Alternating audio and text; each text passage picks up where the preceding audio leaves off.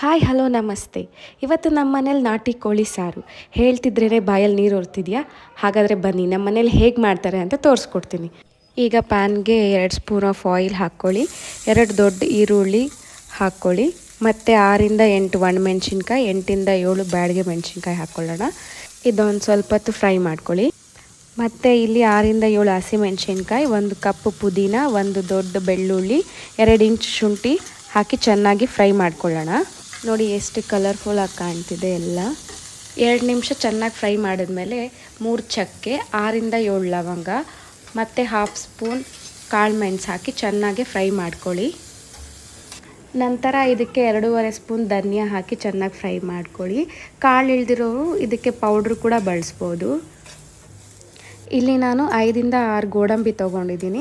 ಗೋಡಂಬಿ ಇಷ್ಟ ಇಲ್ದಿರೋರು ಇದನ್ನು ಸ್ಕಿಪ್ ಮಾಡ್ಬೋದು. ಗೋಡಂಬಿ ಹಾಕಿದ್ರೆ ತುಂಬ ಟೇಸ್ಟ್ ಆಗುತ್ತೆ, ಚೆನ್ನಾಗಿರುತ್ತೆ. ಇಲ್ಲಿ ನಾನು 1 ಸಣ್ಣ ಟೊಮೊಟೊನ ಬಳಸ್ತಿದ್ದೀನಿ. ಇದನ್ನೆಲ್ಲ 2 ನಿಮಿಷ ಚೆನ್ನಾಗಿ ಫ್ರೈ ಮಾಡ್ಕೊಳ್ಳಿ. ನಂತರ ಇದು ತಣ್ಣಗಾದ್ಮೇಲೆ ಇದನ್ನೊಂದು ಮಿಕ್ಸಿ ಜಾರಿಗೆ ತೊಗೊಳ್ಳೋಣ. ಇಲ್ಲಿ ನಾನು ಅರ್ಧ ತೆಂಗಿನಕಾಯಿ ಚಿಪ್ ತುರಿ ತೊಗೊಂಡಿದ್ದೀನಿ ಮತ್ತು ಸ್ವಲ್ಪ ಕೊತ್ತಂಬರಿ ಸೊಪ್ಪು ಹಾಕಿ ಇದನ್ನು ಚೆನ್ನಾಗಿ ಪೇಸ್ಟ್ ರೂಪವಾಗಿ ಗ್ರೈಂಡ್ ಮಾಡ್ಕೋಬೇಕು. ನಂತರ ಕುಕ್ಕರ್ಗೆ 2 ಸ್ಪೂನ್ ಆಯಿಲ್ ಹಾಕ್ಕೊಂಡು 6 ಲವಂಗ, 2 ಚಕ್ಕೆ, ಅರ್ಧ ಈರುಳ್ಳಿ ಹಾಕ್ಕೊಳ್ಳೋಣ. ಇದನ್ನು 2 ನಿಮಿಷ ಚೆನ್ನಾಗಿ ಫ್ರೈ ಮಾಡ್ಕೊಳ್ಳೋಣ. ನಂತರ ಇದೆಲ್ಲ ಚೆನ್ನಾಗಿ ಫ್ರೈ ಆದಮೇಲೆ ಇಲ್ಲಿ 1.5 kg ನಾನು ನಾಟಿ ಕೋಳಿ ಚಿಕನ್ನ ಆ್ಯಡ್ ಮಾಡ್ತಿದ್ದೀನಿ. ಇದಕ್ಕೆ ಸ್ವಲ್ಪ ಅರಿಶಿನ, 1 ಇಡೀ ಕಲ್ಲುಪ್ಪು ಹಾಕಿ ಚೆನ್ನಾಗಿ ಮಿಕ್ಸ್ ಮಾಡ್ಕೊಳ್ಳೋಣ. ಚಿಕನ್ಗೆ ಹಿಡಿಯೋ ಥರ ಎಲ್ಲ ಫುಲ್ ಮಿಕ್ಸ್ ಮಾಡೋಣ. ಇಲ್ಲಿ ನಾನು 1 ಗ್ಲಾಸ್ ಆಫ್ ವಾಟರ್ನ ಬಳಸ್ತಿದ್ದೀನಿ. ಸೊ ಇದು ಚಿಕನ್ ಮೇಲೆ ಡಿಪೆಂಡ್ ಆಗಿರುತ್ತೆ. ಸೊ ನಾನಿಲ್ಲಿ 2 ವಿಷಲ್ ಹಾಕ್ಸ್ತಿದ್ದೀನಿ. ಸೊ ನಿಮ್ಮ ಚಿಕನ್ ಹೇಗಿರುತ್ತೋ ಅದ್ರ ಮೇಲೆ ಪ್ರಕಾರ ವಿಷಲ್ ಹಾಕ್ಸಿ. ಅಬ್ಬಾ, ಕುಕ್ಕರ್ ವಿಷಲ್ ಆಯಿತು. ಬನ್ನಿ ಓಪನ್ ಮಾಡೋಣ. ನೋಡಿ ಹೇಗೆ ಬೆಂದಿದೆ ಚಿಕನ್, ಸೂಪರಾಗಿ ಬೆಂದಿದೆ. ಇದಕ್ಕೆ ನಾವು ಇವಾಗ ಮಸಾಲಾನ ಆ್ಯಡ್ ಮಾಡ್ಕೊಳ್ಳೋಣ. ಮಸಾಲಾನ ತುಂಬ ಫೈನಾಗಿ ಪೇಸ್ಟ್ ಮಾಡಿದ್ರೇ ಸಾರು ಟೇಸ್ಟ್ ಸೂಪರಾಗಿರುತ್ತೆ.